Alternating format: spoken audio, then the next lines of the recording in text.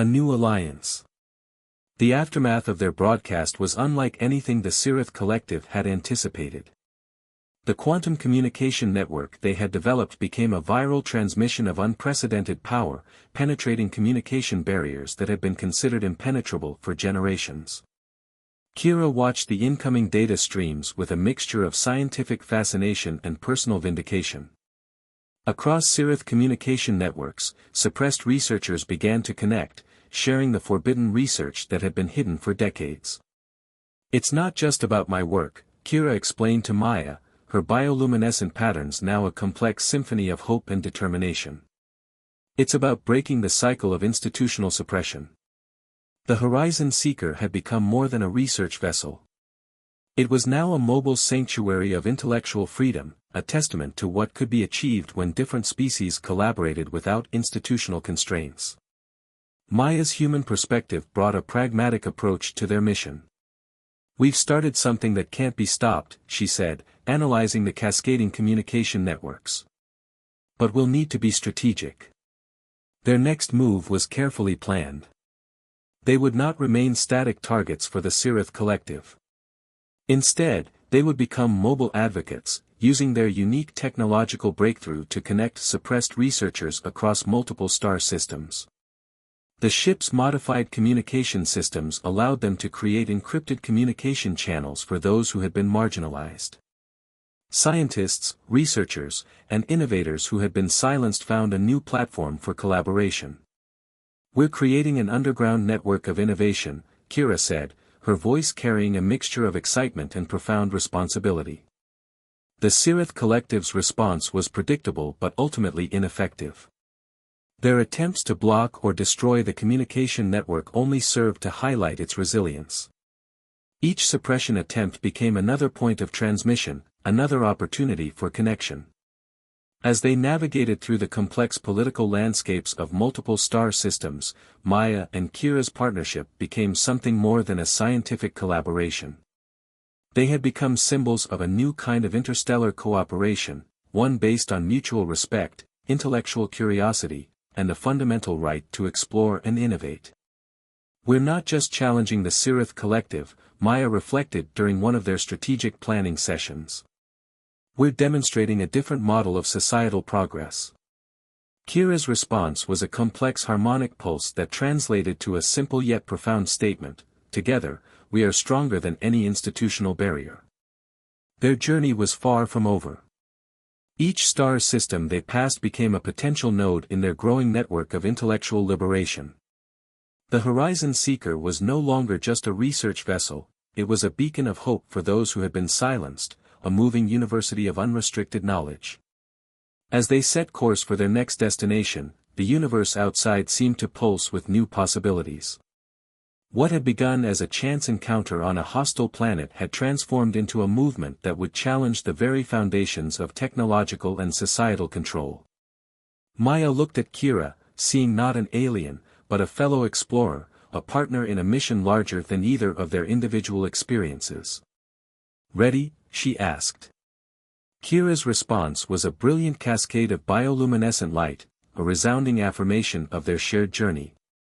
The Horizon Seeker moved forward, carrying with it the promise of a future where innovation knows no boundaries. "Would you like me to help you with the additional elements for the story, such as the SEO-optimized title, YouTube description, or other requested components?" Rebellion and redemption. The quantum communication network they had developed was more than a technological marvel, it was a weapon of intellectual liberation. As the Horizon Seeker drifted through the electromagnetic shadows of Epsilon Proxima, Maya and Kira prepared for a confrontation that would challenge the very foundations of Sirith societal control. "We're not just going to hide," Kira explained, her bioluminescent patterns now a complex tapestry of strategic intensity. "We're going to expose the collective's systematic suppression of innovation." Their plan was audacious. Using the communication network they had developed, they would broadcast the suppressed research, Kira's original work on quantum communication, across multiple frequencies that would penetrate Sirith communication barriers. Maya had spent weeks helping Kira reconstruct her lost research from fragmented memory and recovered data fragments. What they discovered was revolutionary, a communication technology that could potentially break down the information control mechanisms of entire civilizations. The Sirith Collective's approach to technological development was fundamentally oppressive. Innovation was tightly controlled, with any potential disruptive technologies immediately quarantined or destroyed. Researchers like Kira who proposed radical new approaches were systematically marginalized or eliminated. They don't just control technology, Kira said, her voice carrying a mix of scientific precision and emotional weight. They control potential. As they prepared their broadcast, the ship's sensors detected multiple Sirith vessels converging on their location. The hunt had become a direct confrontation. "They're trying to isolate and eliminate us," Maya observed, her fingers dancing across the communication interfaces. Kira's response was calm, almost anticipatory. "Then we'll make sure our message is impossible to stop." The broadcast began as a precise, mathematically intricate transmission. It carried not just Kira's research, but a comprehensive expose of the Sirith Collective's technological suppression. Mathematical proofs, communication logs, personal testimonies from other suppressed researchers, a complete dismantling of the Collective's control narrative. The Sirith vessels began their attack run. Energy weapons charged, targeting the Horizon Seeker with surgical precision. But Maya and Kira had prepared for this. The ship's adaptive shielding, a hybrid of human engineering and Sirith quantum technologies, transformed their vessel into a moving communication node. Each attack attempt became another point of transmission, another vector for their message to spread. "They're trying to silence us," Maya said, a determined smile crossing her face. "But information wants to be free." The space around them became a complex dance of energy weapons, communication signals, and revolutionary data. What had started as a rescue mission had transformed into something far more significant, a direct challenge to institutional control. Kira looked at Maya, her alien eyes reflecting a newfound understanding of human resilience. "We're more than survivors now," she said. "We're architects of change." As the Sirith vessels continued their assault, the Horizon Seeker remained defiant, a beacon of collaborative innovation, broadcasting a message of technological freedom across the stars. The rebellion had begun, not with weapons, but with knowledge. Would you like me to continue with the final part of the story? Technological convergence. The cramped research laboratory of the Horizon Seeker had transformed into a hybrid workspace that defied conventional scientific boundaries. Holographic displays danced with intricate data patterns, merging human computational algorithms with Sirith quantum networking principles. Maya's fingers moved across multiple interfaces, her brow furrowed in concentration. Kira stood beside her, her alien physiology allowing her to process multiple streams of information simultaneously. They were no longer just survivor and rescuer, they had become collaborative researchers, pushing the limits of what either species understood about technological innovation. "These communication protocols," Maya muttered, zooming into a complex mathematical representation, "they're not just about transmission. They're adaptive living systems." Kira's bioluminescent markings pulsed with an excited rhythm. In Sirith understanding, communication is a living organism. Not a tool, but an evolving entity that learns and transforms with each interaction. Their work was more than just academic exploration. The encrypted Sirith transmission they had intercepted revealed a deeper, more sinister pursuit. The collective was not merely searching for Kira, they were systematically eliminating any potential technological divergence that could challenge their rigid societal structure.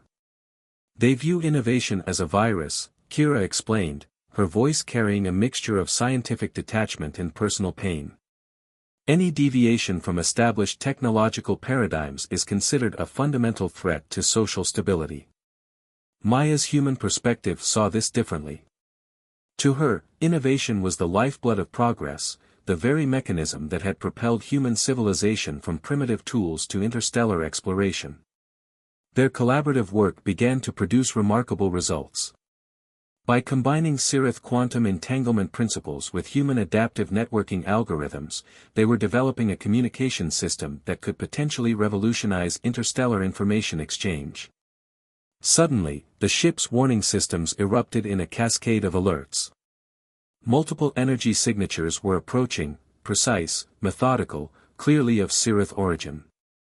"They found us," Kira said, her luminescent patterns shifting to a defensive, almost metallic sheen. Maya's response was immediate and calculated. "No. They've tracked a signal, but they haven't found us yet." The next hours became a testament to human improvisational skills and Cirith technological sophistication. They worked in perfect synchronization, creating adaptive camouflage protocols that would make the Horizon Seeker virtually undetectable to Cirith scanning technologies. Kira's expertise in quantum masking combined with Maya's understanding of electromagnetic interference created a protective shell around their vessel. To any external scanning system, they would appear as nothing more than background radiation in geological formations. "Brilliant," Maya whispered, watching the incoming Cirith probe signatures dissipate and redirect. But survival was only part of their mission now. The data they had collected, the technological breakthrough they were developing, represented something far more significant. It was a challenge to institutional control, a beacon of collaborative innovation. As the artificial night cycle of the Horizon Seeker settled around them, Maya looked at Kira, no longer just an alien survivor, but a partner in a mission that could change everything. "We're not just hiding," Maya said. "We're preparing." Kira's response was a complex harmonic pulse that translated simply, "together." The universe outside continued its indifferent spin, unaware that within this small research vessel, a technological revolution was quietly taking shape. Would you like me to continue with the next part of the story? Secrets and Survival. The days on Epsilon Proxima moved with a rhythm dictated by survival and discovery. Maya's research vessel, the Horizon Seeker, became an unexpected sanctuary for Kira, transforming from a scientific exploration unit to a lifeline for two beings from completely different worlds. Kira's strength returned incrementally, her alien physiology revealing remarkable regenerative capabilities. But with physical healing came a gradual unfolding of a complex personal history that intrigued Maya beyond pure scientific interest. "The Cirith Collective is not a civilization," Kira explained one evening, her bioluminescent markings pulsing with a mix of anger and sorrow. "It's a machine of conformity. Innovation is seen as a threat, not progress." Maya listened intently, recording every detail. Kira had been a lead researcher in quantum communication technologies, developing methods that could revolutionize interstellar communication. Her breakthrough threatened the existing power structures of Cirith society, a society that valued stability over innovation. "They didn't just exile me," Kira continued, her alien fingers tracing patterns on the medical interface. "They erased my entire research team. Claimed our work was a potential destabilizing force." The story revealed layers of institutional oppression that resonated deeply with Maya. As a human scientist who had fought her own battles against conservative research institutions, she understood the cost of challenging established norms. Their conversations became a delicate dance of trust and information exchange. Maya shared details about human exploration, scientific methodology, and the fundamental human drive to push boundaries. Kira, in turn, revealed glimpses of Cirith technological capabilities that seemed almost magical to human understanding. But survival on Epsilon Proxima was not just about intellectual exchange. The planet was inherently hostile, with periodic radiation storms and extreme temperature fluctuations that tested the limits of their environmental protection systems. One particularly intense radiation event forced them to implement emergency protocols. Maya's quick thinking and Kira's advanced technological knowledge became their greatest assets. Together, they modified the Horizon Seeker's shielding, combining human engineering pragmatism with Cirith quantum stabilization techniques. "We're quite the team," Maya remarked, watching the radiation meters stabilize. The smile that crossed her face was met with a similar expression from Kira, a rare moment of genuine connection that transcended their biological differences. However, their relative peace was about to be disrupted. The communication array suddenly crackled to life, picking up a distant transmission. Kira's bioluminescent patterns immediately dimmed, a reflexive response of fear. "They're searching," she whispered. "The Sirith Collective never truly abandons a potential threat." The transmission was encrypted, but not beyond their combined technological capabilities. As Maya worked to decode the signal, Kira provided insights into Sirith communication protocols. What they discovered was more than a simple search pattern, it was a systematic hunt. "They're not just looking for me," Kira said, her voice carrying a weight of terrible knowledge. "They're looking to eliminate any trace of my research, my existence." Maya's hand instinctively reached out, a gesture of solidarity. "They won't find you. Not here. Not while I'm here." As the radiation storm continued to rage outside, inside the Horizon Seeker, an alliance was solidifying. Two beings from different worlds, united by a common understanding of the price of innovation and the fundamental right to exist. The next challenge was clear: survival was no longer just about physical endurance, but about protecting knowledge that could change everything. Survival against the odds. The portable medical shelter hummed softly, its advanced stabilization systems working overtime to create an environment that could sustain both human and alien life. Maya worked meticulously, her hands moving with the precision of a surgeon and the curiosity of a scientist. The alien's physiology was a puzzle unlike any she'd encountered. Multiple redundant organ systems, a complex network of bioluminescent neural pathways, and a cellular structure that seemed to regenerate at an accelerated rate. Each scan revealed another layer of biological complexity that challenged everything in her research database. "Your species has incredible adaptive capabilities," Maya muttered, more to herself than to her unconscious patient. The translation matrix picked up her words, converting them into a series of soft clicks and harmonics that might have been comprehensible to the alien. Slowly, the alien's eyes began to flutter. The iridescent pupils contracted and expanded, adjusting to the artificial light of the medical shelter. A low, melodic groan escaped its throat, a sound that was part pain, part communication. "Easy," Maya said, moving closer. "You're safe. I'm Dr. Maya Rodriguez, and you're on Epsilon Proxima." The alien's response came in fragmented thoughts, translated by the sophisticated matrix. "Kira, my name is Kira. Homeworld. Sirith Prime." Each word seemed to drain her energy, like pulling threads from a delicate fabric. Maya's scientific mind raced. Sirith Prime, a name she'd heard only in diplomatic briefings, a civilization known for its advanced technology in complex social hierarchies. But the stories always painted them as a unified, powerful species. Why would one of their own be abandoned? What happened? Maya asked, carefully adjusting the medical interface that was helping stabilize Kira's unique biochemistry. Kira's luminescent markings pulsed with what seemed like emotional resonance, a combination of shame, anger, and profound loss. "Failure," she whispered. "Deemed unworthy. Technological deviation, challenged traditional protocols." The story began to unfold. Kira was not just a survivor, but an outcast. In Sirith society, technological innovation was tightly controlled. Those who proposed radical changes, who challenged the established order, were systematically removed.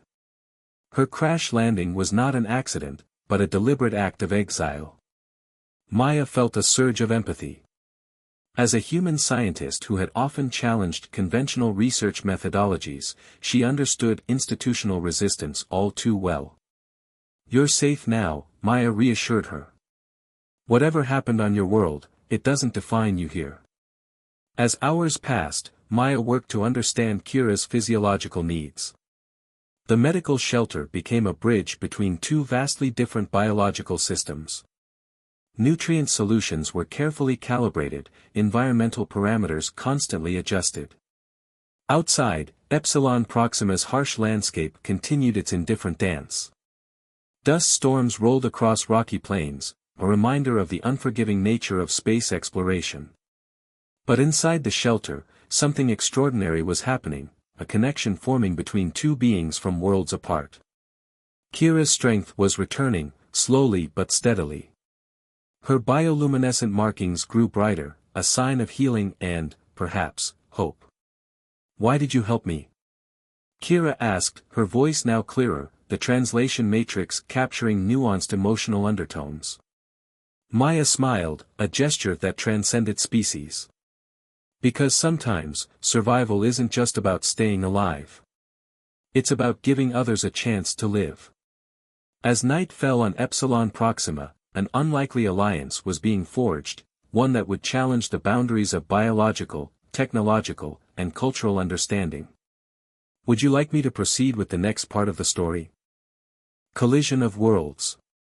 The crimson dust of Epsilon Proxima swirled around Dr. Maya Rodriguez's environmental suit, obscuring the horizon of the seemingly endless rocky plateau.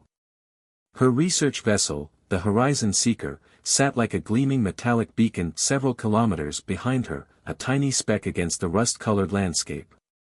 Maya was a xenobiological researcher, specializing in extreme environment adaptations. This mission was supposed to be routine, geological and atmospheric sampling on a planet considered marginally habitable. Nothing could have prepared her for what she would discover that day. The scanning device on her wrist began to pulse erratically. Unusual energy signatures were registering just beyond the next rock formation. Maya's scientific curiosity overcame her caution, and she adjusted her suit's environmental controls, pushing forward through the swirling dust. As she rounded the massive boulder, the scene before her defied everything she understood about planetary exploration. A spacecraft lay fractured and broken, its metallic hull twisted like discarded aluminum, half buried in the rocky terrain. But it wasn't the wreckage that captured her attention, it was the figure partially emerging from the shattered cockpit. The alien was unlike anything Maya had ever documented. Pale lavender skin with intricate bioluminescent patterns that pulsed weakly, suggesting life but barely. Its body structure was humanoid yet distinctly alien, longer limbs, elongated fingers, and a head slightly larger in proportion to its body.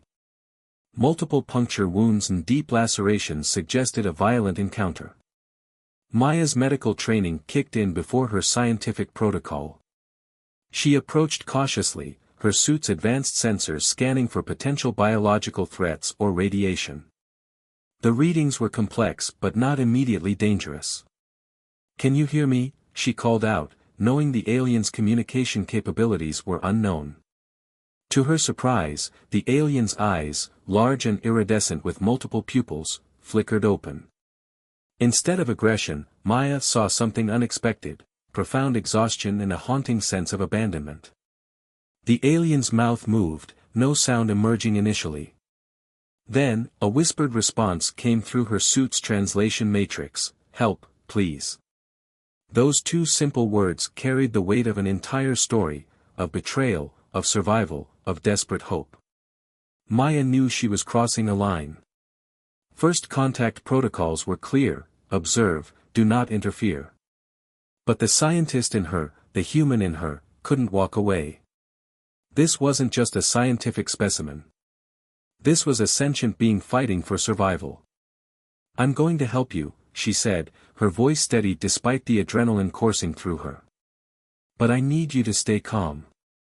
As she began emergency medical procedures, using her suit's advanced medical kit, questions raced through her mind. Who was this alien? What catastrophic event had led to this crash? And most importantly, why had they been left behind? Little did Maya know, this moment would mark the beginning of an extraordinary journey that would challenge everything humanity understood about interstellar relationships, survival, and the true meaning of compassion. The dust of Epsilon Proxima continued to swirl, a silent witness to a collision of worlds that was about to change everything. Would you like me to continue with the next part of the story?